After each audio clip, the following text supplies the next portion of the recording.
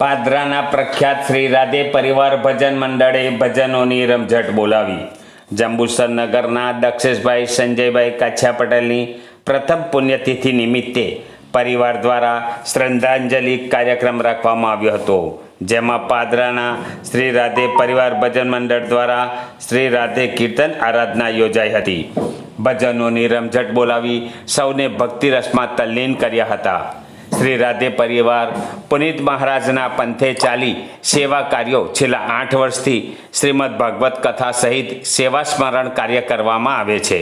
પ્રમુખ જીતુભાઈ ગાંધી અને તેમની ટીમ દ્વારા ભજન ભક્તિ સાથે 4 યુગ સતયુગ, દ્વાપર યુગ, સતયુગ અને કલયુગની વાત કરી હતી. ભગવાનના કેટલા અવતાર કયા યુગમાં થયા તે અંગે વિશેષ માહિતી આપી ગોકુળ, મથુરા, વૃંદાવન, બરસાનાની વાત કરી.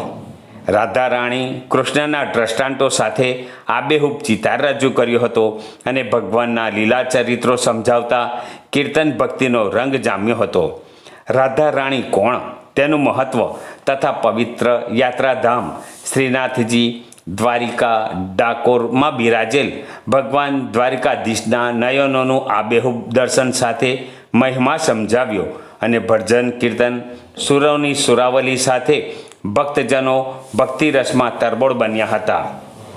સદર કાર્યક્રમમાં ભક્તિરસ અને હાસ્યરસનો સુમેળ થતાં ઉપસ્થિતો ભક્તિના રંગે રંગાયા હતા.